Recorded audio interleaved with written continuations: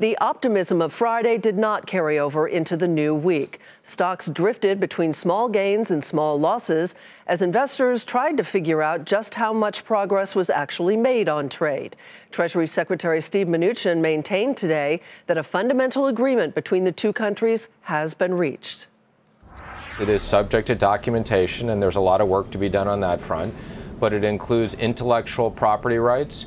It includes financial services, it includes currency and foreign exchange, and it also includes very significant structural issues in agriculture. But some investors felt details were scant, and China is describing the agreement in a different way. Eunice Yoon starts us off tonight in Beijing.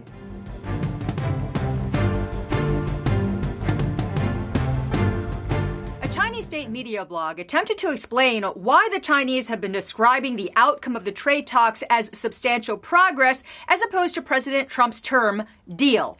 Taoran Notes, which is closely watched by trade experts, says the reason is that even though the Chinese share the same spirit as the Trump administration on the talks, that they are cautious about their words because of previous, quote, flip-flops.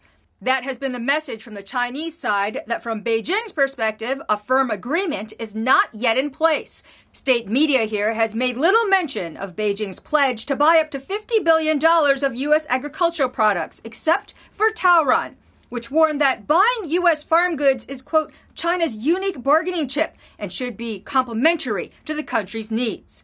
I spoke to a former trade official who follows the talks closely, and he said, similar to a Bloomberg report, that in his opinion, the Chinese side would ask that the U.S. scrap a December tariff hike to make the Phase 1 agreement more balanced. He also said that any text that would be presented to President Xi Jinping at the APEC summit, which now appears to be the target for finalizing Phase 1, would have to be completely locked down. The Chinese have been nervous throughout this process that President Trump could say or do something that could potentially embarrass President Xi. So that means that the clock is ticking for the trade negotiators. And from what Treasury Secretary Steve Mnuchin says, there's a lot of work to do by mid-November. For Nightly Business Report, I'm Eunice Yoon in Beijing.